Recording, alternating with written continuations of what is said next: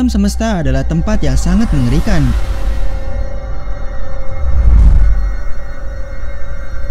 Dia gelap dan sangat dingin. Dari 93 miliar tahun cahaya luas alam semesta, satu-satunya tempat yang kita tahu bisa manusia tinggali hanyalah bumi. Tetapi alam semesta tidak sepenuhnya gelap. Kita masih bisa melihat cahaya yang bersumber dari bintang-bintang, supernova, atau quasar. Rumah kita, bumi, bisa ditinggali dikarenakan ada matahari yang memberikan cahaya dan energi. Jauh di masa lalu, 320.000 tahun setelah Big Bang atau sekitar 13,8 miliar tahun yang lalu, alam semesta lebih mengerikan lagi. Dia tidak memiliki sumber cahaya apapun. Pada periode yang berlangsung sekitar 100 miliar tahun ini, alam semesta benar-benar tempat yang gelap. Tidak ada satupun bintang yang menyinari alam semesta. Periode ini dikenal sebagai Dark Ages of the Universe. Pertanyaannya, kenapa masa kegelapan alam semesta ini bisa terjadi dan bagaimana dia bisa berakhir?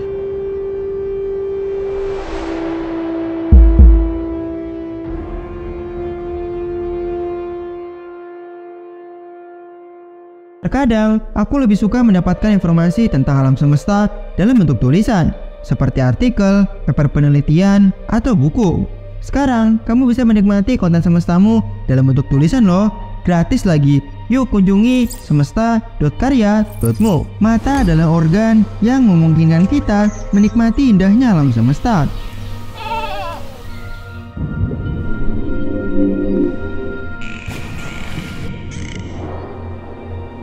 Seperti anggota tubuh lainnya, mata manusia sebagian besar disusun oleh senyawa organik. Unsur utama yang menyusun senyawa organik adalah karbon, oksigen, nitrogen, dan hidrogen. Unsur seperti karbon, oksigen, dan nitrogen hanya dapat terbentuk di dalam inti bintang. Bisa dalam proses reaksi fusi yang memberikan energi kepada bintang atau dalam proses supernova untuk unsur-unsur yang lebih berat. Jadi, mata kita memiliki hubungan yang sangat erat dengan objek yang dia lihat. Kapan bintang pertama kali terbentuk? Dan apa hubungannya dengan masa kegelapan alam semesta? Mata manusia dapat melihat dengan memanfaatkan sel yang bisa mendeteksi foton yang disebut sel kerucut dan sel batang. Sel kerucut akan digunakan ketika terdapat cukup foton, sedangkan ketika di tempat yang gelap, sel batang yang akan lebih berperan. Ada 3 jenis sel kerucut, masing-masing memiliki sensitivitas yang berbeda terhadap panjang gelombang foton yang dideteksinya, yaitu S, M, dan L. S untuk panjang gelombang yang lebih pendek atau warna kebiruan, M untuk panjang gelombang medium, dan L untuk panjang gelombang yang agak panjang atau warna kemerahan. Jadi sel kerucut ini membuat kita bisa melihat warna. Manusia pada umumnya dapat membedakan sekitar 1 juta warna, sedangkan untuk kasus tertentu, terutama pada perempuan, mata mereka bisa membedakan hingga 100 juta warna yang berbeda. Namun, sel ini tidak dapat bekerja di tempat yang cahayanya sedikit. Jadi sel lain yang akan bekerja yaitu sel batang. Tetapi sel batang tidak bisa membedakan warna seperti sel kerucut. Oleh karena itu, ketika di tempat gelap, pandangan kita akan didominasi oleh hitam putih. Terdapat sekitar 126 juta sel kerucut dan sel batang di dalam mata kita, yang membuat kita bisa melihat dengan resolusi hingga 120 piksel untuk setiap derajatnya. Mata manusia sangat mengagumkan. Tidak ada batasan tentang seberapa jauh objek yang bisa dilihatnya. Karena yang terpenting bukan seberapa jauh objek tersebut, namun seberapa banyak cahaya yang bisa sampai ke mata kita. Bisa dikatakan bahwa dalam kondisi yang gelap sempurna, mata manusia bisa melihat sepucuk lilin sejauh 48 km. Jika lilin ini ada di ujung barat Jakarta, kamu bisa melihatnya dari Bekasi. Dengan catatan, tempatnya datar dan gelap sempurna. Faktanya, bintang yang kita lihat di langit malam jaraknya puluhan bahkan ratusan ribu tahun cahaya dari bumi. Bahkan kita bisa melihat objek sejauh 2,5 juta tahun cahaya, yaitu galaksi Andromeda. Yang lebih menakjubkan lagi, ada penelitian yang menyebutkan bahwa mata manusia bisa menangkap atau merespon bahkan hanya 1 foton saja. Walaupun mata manusia menakjubkan, dia memiliki keterbatasan. Dia hanya bisa menangkap foton dengan panjang gelombang 380 sampai 720 nanometer. Jadi kita tidak akan bisa melihat foton dengan panjang gelombang yang lebih panjang, seperti inframerah, microwave, atau gelombang radio. Kita juga tidak bisa melihat foton dengan panjang gelombang yang lebih pendek, seperti ultraviolet, X-ray, atau sinar gamma. Jadi mata manusia buta untuk foton dengan panjang gelombang di luar kemampuan mata kita. Bagaimana jika ada sebuah periode di alam semesta ketika alam semesta tidak memiliki cahaya yang mampu dideteksi oleh mata manusia? Bagaimanapun menakjubkannya mata kita dan alam semesta, manusia tidak akan bisa melihat apapun. Alam semesta menjadi tempat yang sangat gelap. Kita menyebut periode ini sebagai masa kegelapan alam semesta. Ini adalah gambar terakhir dari alam semesta sebelum memasuki era kegelapan. Kita menyebutnya Cosmic Microwave Background atau CMB. Mari kita mulai dengan bagaimana CMB terbentuk dan alasan kenapa CMB menjadi momen terakhir dari alam semesta kita sebelum memasuki era kegelapan. Kita bisa bagi semua hal yang ada di alam semesta menjadi dua kategori, yaitu materi dan radiasi. Materi adalah partikel dasar atau kumpulan partikel dasar yang memiliki massa dan bergerak dengan kecepatan jauh di bawah kecepatan cahaya. Contohnya adalah kita manusia, planet, dan bintang. Radiasi di sisi lain adalah partikel dasar yang tidak memiliki massa atau memiliki massa yang sangat-sangat kecil, sehingga mereka akan bergerak dengan atau mendekati kecepatan cahaya. Di awal alam semesta, dari Big Bang hingga 50.000 tahun setelahnya, alam semesta didominasi oleh radiasi. Kita menyebutnya era radiasi. Alam semesta sebagian besar disusun oleh partikel-partikel berenergi tinggi. Dari 50.000 tahun hingga sekitar 10 miliar tahun didominasi oleh materi. Kita menyebutnya era materi.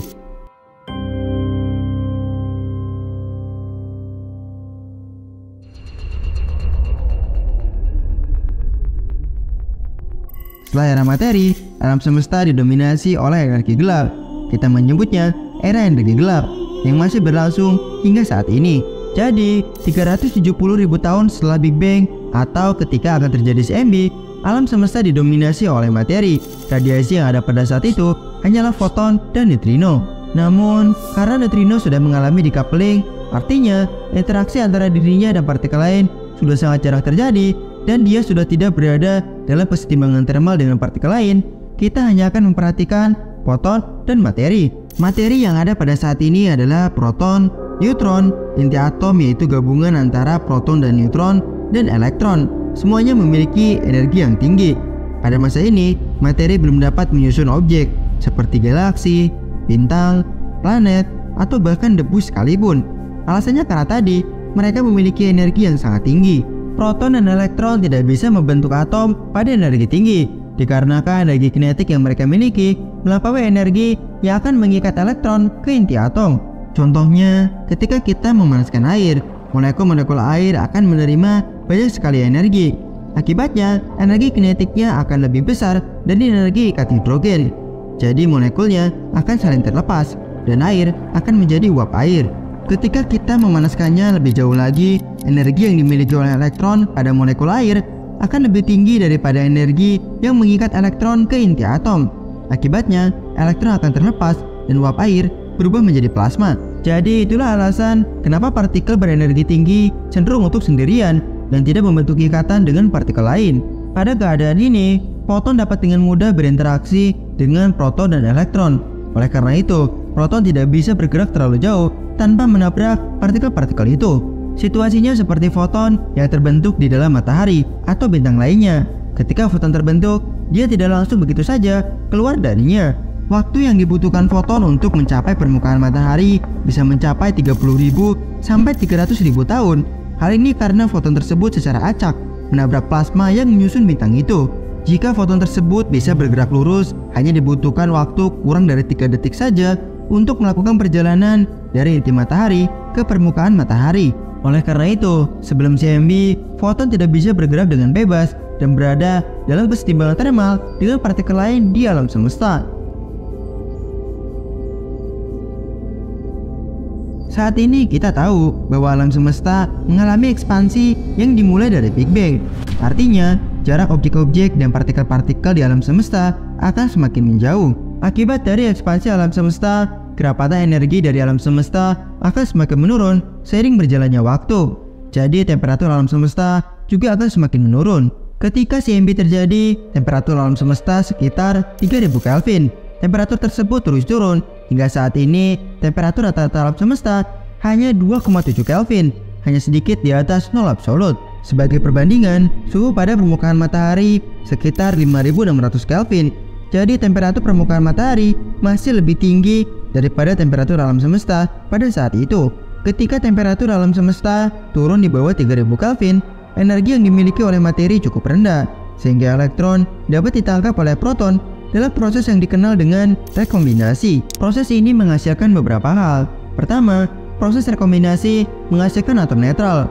Sebagian besar atom yang diproduksi pada saat ini adalah atom hidrogen dan sedikit atom lain seperti deuterium, helium, dan lain-lain. Kedua, proses ini menghasilkan banyak sekali foton, dilepaskan hampir secara bersamaan di setiap titik di alam semesta. Foton hasil dari proses rekombinasi inilah yang sekarang kita deteksi sebagai Cosmic Microwave Background atau CMB.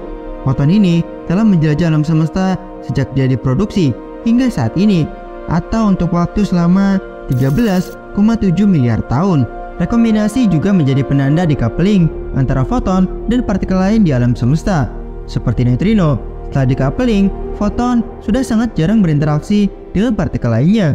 Jadi, alasan kenapa foton yang dihasilkan 13,7 miliar tahun lalu masih bisa bertahan hingga saat ini dikarenakan dia sudah mengalami decoupling. Ada satu hal yang mengerikan. Setelah lepasnya foton dari kesetimbangan termal, alam semesta tidak lagi memiliki cara untuk menghasilkan foton, setidaknya sampai bintang pertama terbentuk. Namun, foton yang dihasilkan pada saat rekombinasi ini menerangi alam semesta untuk terakhir kalinya sebelum memasuki era kegelapan. Begini, semua benda yang memiliki temperatur melepaskan radiasi yang dinamakan radiasi termal dalam bentuk gelombang elektromagnetik.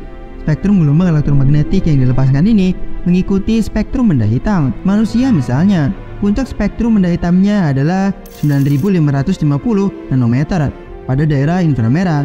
Panjang gelombang ini jauh dari kemampuan mata manusia, jadi tidak bisa dilihat dengan mata telanjang. Jika penglihatanmu seperti kamera inframerah, maka kamu akan melihat manusia menyala kemerahan. Jika ada benda yang bisa menyerap dan memancarkan pada seluruh spektrum radiasi, maka dinamakan benda hitam. Tidak ada benda hitam di dunia nyata, tapi ada yang sifatnya sangat mendekati. Contohnya adalah matahari dan alam semesta. Radiasi yang dipancarkan oleh benda hitam ini dinamakan radiasi benda hitam dan memiliki distribusi gelombang elektromagnetik yang dinamakan spektrum radiasi benda hitam. Ketika alam semesta memancarkan CMB, temperatur alam semesta sekitar 3000 Kelvin. Jadi puncak spektrum radiasi benda hitamnya berada pada panjang gelombang 970 nanometer, sangat dekat dengan kemampuan mata manusia, yaitu 720 nanometer. Warna pada spektrum radiasi benda hitam seperti ini mirip dengan yang dipancarkan oleh lampu filamen atau sunset di sore hari. Ketika alam semesta semakin mengembang, energi dari foton CMB semakin menurun, jadi spektrumnya akan semakin bergeser menjauhi kemampuan mata manusia. Jika ada manusia yang menyaksikan kejadian itu, dia akan melihat fenomena yang sangat spektakuler. Ketika rekombinasi dimulai dan foton dilepaskan, alam semesta akan menjadi sangat terang. Walaupun terang, tidak ada yang bisa kamu lihat karena belum ada benda apapun. Rasanya seperti kamu sudah berlama-lama di tempat yang gelap, di kamar misalnya, terus keluar. Untuk beberapa detik setelah kamu keluar, kamu akan silau. Kamu tidak akan bisa melihat apapun, tetapi di sisi lain juga kondisinya sangat terang. Seiring berjalannya waktu, cahayanya akan semakin oranye, semakin merah, merah tua, dan hingga akhirnya akan gelap total. Tidak ada satupun sumber cahaya. Kamu baru saja memasuki masa kegelapan alam semesta.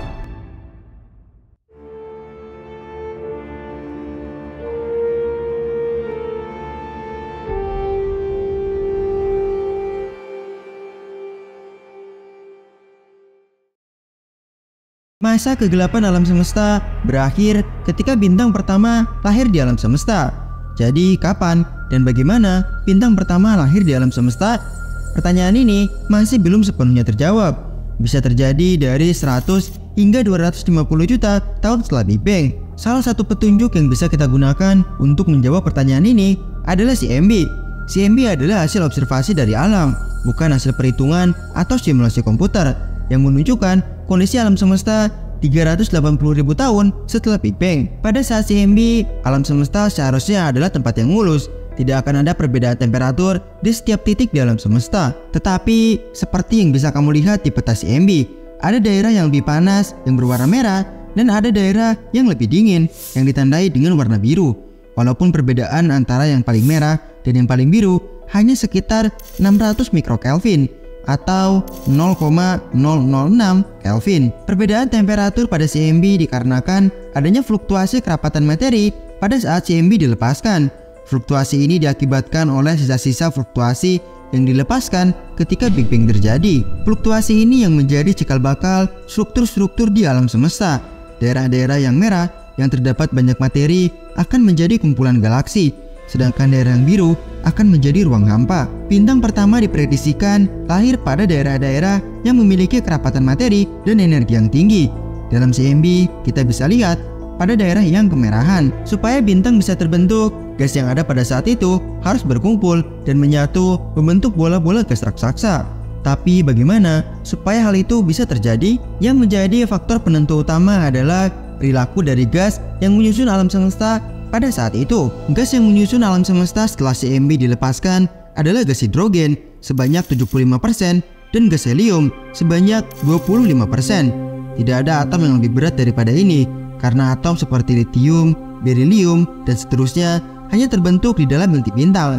Karena bintang belum ada, jadi atom tersebut juga belum terbentuk. Karena gas yang ada pada saat itu adalah gas hidrogen dan helium, maka bintang yang akan dibentuk juga bintang yang sepenuhnya disusun oleh gas hidrogen dan helium. Bintang seperti ini dinamakan bintang populasi 3. Kita sudah bahas tentang bintang ini, linknya di kolom deskripsi ya. Supaya gas bisa berkumpul dan kemudian membentuk bintang, gas tersebut harus didinginkan hingga suhu tertentu, supaya gaya gravitasi bisa mengambil alih tekanan yang dimiliki oleh gas tersebut. Analoginya seperti ini, misalnya di dalam sebuah ruangan ada sekumpulan manusia. Jika ruangan tersebut panas, orang-orang cenderung akan saling berjauhan. Sedangkan jika ruangan tersebut dingin, orang-orang cenderung untuk berkumpul. Ketika gas cukup panas, ia akan banyak bergerak dan akan saling bertabrakan satu sama lain membentuk tekanan internal gas. Ketika mendingin, gas akan cenderung lambat dan dapat berkumpul untuk membentuk bintang. Jadi, harus ada mekanisme yang bisa mendinginkan gas yang ada sehingga dapat membentuk bintang. Pada bintang yang ada sekarang, peran itu dilakukan oleh atom berat seperti litium, berilium, dan seterusnya. Sedangkan di masa awal alam semesta, atom tersebut belum ada. Jadi, mekanisme yang akan berperan di sini adalah atom hidrogen. Atom hidrogen dapat menyatu dengan atom hidrogen yang lain membentuk molekul hidrogen. Molekul hidrogen ini bisa mendinginkan gas dari 1000 Kelvin hingga 300 Kelvin. Jika kita bandingkan dengan kondisi pada saat ini, atom berat dan debu kosmik dapat mendinginkan gas pembentuk bintang hingga temperatur 10 Kelvin. Jadi 30 kali lebih dingin daripada hanya oleh molekul hidrogen. Ketika suhu gasnya turun, tekanannya juga akan ikut menurun. Dengan informasi tentang tekanan dan suhu dari gas ini, kita bisa menentukan seberapa besar massa yang dibutuhkan untuk membentuk sebuah bintang. Seberapa besar massa gas yang dibutuhkan supaya gas tersebut bisa berkumpul dan runtuh dengan gaya gravitasinya sendiri dinamakan Gene Mass. Berdasarkan simulasi komputer, bintang pertama yang terbentuk diperkirakan memiliki massa 100 sampai 1000 kali massa matahari dan tentunya lebih terang daripada matahari. Menggunakan simulasi komputer juga, bintang pertama dapat terbentuk dari 100 sampai 250 juta tahun setelah Big Bang. Berarti alam semesta mengalami masa kegelapan setidaknya selama 100 juta tahun hingga 250 juta tahun. Walaupun pembahasan di sini terlihat sederhana, proses yang sebenarnya sangatlah kompleks. Misalnya pembentukan struktur alam semesta seperti filamen-filamen yang ada pada CMB hingga akhirnya terbentuk bintang dipengaruhi oleh materi gelap. Setelah bintang pertama terbentuk, alam semesta tidak langsung terang begitu saja. Jadi bagaimana generasi bintang pertama mempengaruhi kondisi alam semesta? Kapan alam semesta benar-benar keluar dari masa kegelapan? Satu hal yang perlu diperhatikan adalah masa dari bintang generasi pertama yang terbentuk. Bintang ini sangat masif sehingga memiliki beberapa konsekuensi. Pertama, waktu hidup mereka sangat cepat. Misalnya bintang dengan massa 100 kali massa matahari saja hanya memiliki umur 1 juta tahun. Bintang yang lebih besar akan memiliki umur yang lebih pendek. Kedua, karena massa mereka yang sangat besar, ketika mati mereka akan mengalami ledakan yang sangat dahsyat. Ledakan yang tidak akan pernah kita saksikan sebelumnya. Ada juga kemungkinan bintang ini akan langsung kolaps menjadi lubang hitam tanpa mengalami ledakan. Ketiga, karena bintang ini masif temperatur dari bintang ini akan sangat tinggi, bisa mencapai 17 kali suhu permukaan matahari. Masih ingat tentang radiasi benda hitam? Semakin tinggi temperatur bendanya, maka energi foton yang dipancarkan juga akan semakin besar. Dengan kata lain, memiliki panjang gelombang yang makin pendek. Radiasi benda hitam dari bintang generasi pertama akan didominasi oleh radiasi ultraviolet. Itulah alasan kenapa bintang pertama tidak akan semerta-merta menerangi alam semesta dalam sekejap. Dia hanya akan memberikan sedikit kontribusi. Radiasi ultraviolet ini memiliki energi yang cukup kuat untuk mengionisasi atom hidrogen netral untuk menjadi ion hidrogen. Bahkan mungkin saja radiasi ultravioletnya sangat kuat sehingga bisa mengionisasi atom helium juga. Perbedaannya, ion hidrogen akan berpendar merah muda, sedangkan ion helium akan kemerahan. Jadi, daerah-daerah yang terkena radiasi ultraviolet akan memanas hingga suhu 10.000 Kelvin dan akan membentuk daerah yang disebut H2. Daerah H2 ini bisa dilihat dan akan terlihat seperti nebula-nebula. Jadi, setelah bintang generasi pertama terbentuk, sedikit demi sedikit gas hidrogen dan helium di alam semesta akan terionisasi hingga sekitar 1 miliar tahun setelah Big Bang, yang menandai akhir sebenarnya dari era kegelapan alam semesta.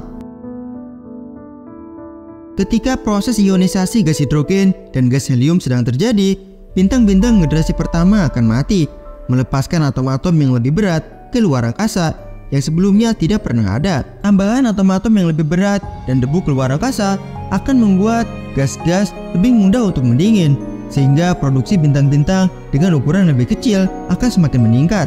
Tetapi, periode aktif pembentukan bintang masih akan terjadi pada saat 2 miliar tahun setelah Big Bang, ketika temperatur alam semesta menurun hingga 10 Kelvin. Sampai saat itu terjadi, proses pembentukan bintang masif lebih sering terjadi daripada proses pembentukan bintang yang lebih kecil. Sedikit demi sedikit alam semesta mulai keluar dari masa kegelapan menjadi semesta yang indah seperti yang sekarang kita kenal. Itulah akhir dari cerita kita, sebuah cerita tentang masa kegelapan alam semesta. Kita kali ini berfokus kepada bagaimana alam semesta memasuki era kegelapan dan bagaimana bintang pertama mulai menerangi kembali alam semesta. Tetapi sebenarnya banyak hal terjadi pada periode yang sedang kita bahas, seperti pembentukan awal galaksi, pembentukan struktur-struktur raksasa di alam semesta, pembentukan filamen-filamen yang menghubungkan daerah-daerah di alam semesta. Menurutku, mereka layak untuk mendapatkan videonya tersendiri. Bagaimana menurutmu tentang masa kegelapan alam semesta ini? Tulis di kolom komentar ya. Terima kasih sudah menonton sampai akhir. Sampai jumpa di lain waktu di semestamu.